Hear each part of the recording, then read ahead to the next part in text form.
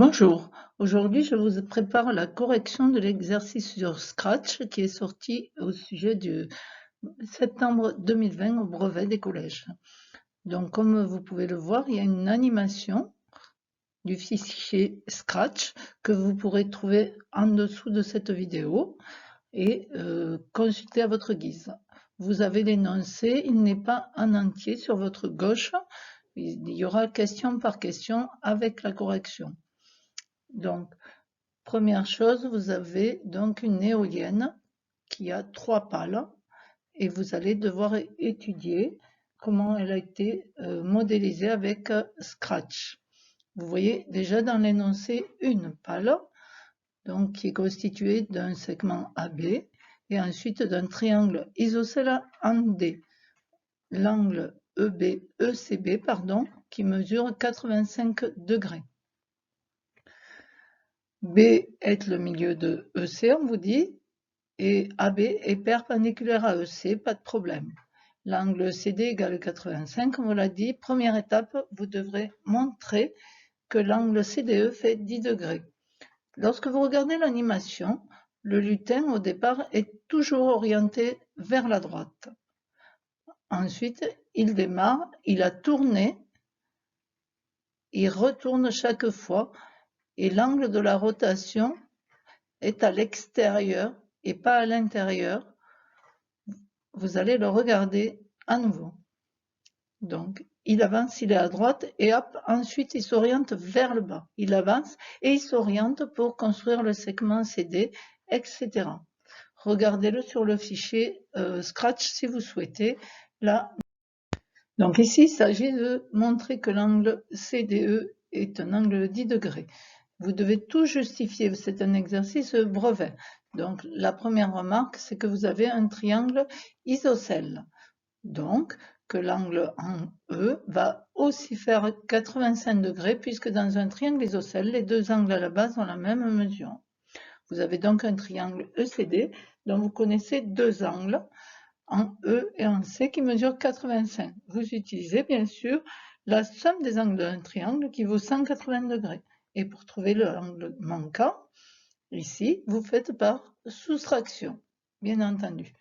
Alors, ne vous trompez pas, lorsqu'en fait on vous dit montrer que, il s'agit de tout simplement refaire les calculs en justifiant et trouver le bon résultat, celui qu'on vous annonce. Voilà pour la première question. On va passer à la suivante. Question suivante. Petit b. Donc, question suivante, vous avez le script de la pale, la première que vous avez vue. Et on vous demande pourquoi la valeur indiquée dans le bloc de la ligne numéro 6 est 95. Donc la ligne 6. Essayez de réfléchir. Mettez en pause. Correction. Donc au départ, comme on l'a vu sur l'animation, le lutin est toujours orienté à droite. Ensuite, pour construire le segment BC, il tourne, comme on nous le dit dans le script, de 90 degrés vers la droite. Il est maintenant orienté vers le bas. Il avance de 13, il est toujours orienté vers le bas, mais il est au point C. Il veut revenir sur le segment CD depuis le bas, donc il va être obligé de tourner d'un angle de combien? Eh bien, il suffit de remarquer que si on avait un point X vers le bas, l'angle ECX est un angle plat, donc mesure 180. Et pour calculer donc l'angle XCD, pour lequel le lutin va tourner, il suffit donc de faire 180 moins 85 et on trouve 95. On dit aussi que c'est l'angle supplémentaire. Et ainsi, il peut s'orienter sur le segment CD et ensuite avancer pour tracer le segment CD. Bien, passons à la diapositive suivante. Diapositive suivante, question suivante. Donc, même chose, toujours le même script. Donc, nous avons compris que la ligne 6 c'était 95. Il avance 150. Il est donc au point D. Que se passe-t-il en D? Le lutin est orienté vers la droite, mais pas à l'horizontale. Il est suivant le segment ou la droite CD. Donc si on met un point Y ici, à droite de D, eh bien l'angle CDY serait plat. Les points alignés, 180. Nous avons trouvé tout à l'heure que l'angle en D, CDE, faisait 10 degrés.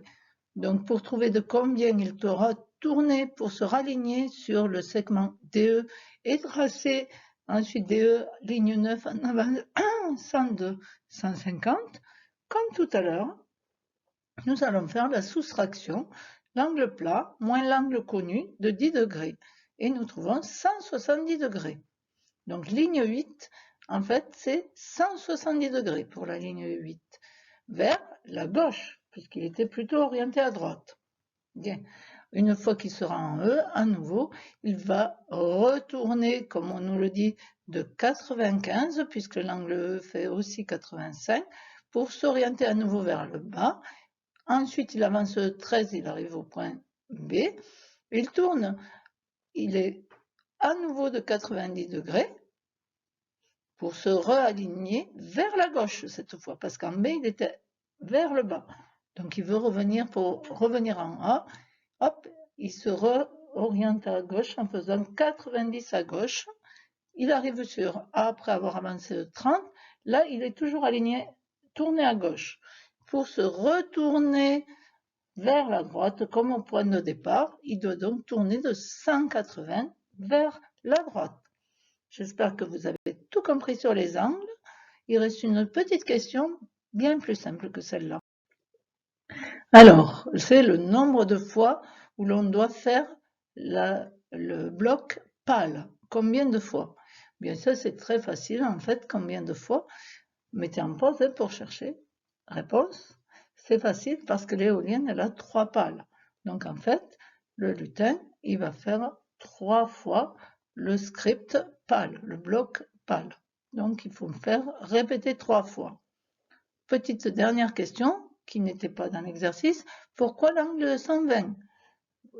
Vous avez vu, le lutin, il tourne chaque fois pour construire les pales. De 120 à droite à partir de la première, autour du point A, puisqu'il revient au point A chaque fois. Et comme tout un angle, tout le tour est un angle plein qui mesure 360, on fait 360 divisé par le nombre de pales comme un polygone régulier et on trouve donc le 120 vers la droite.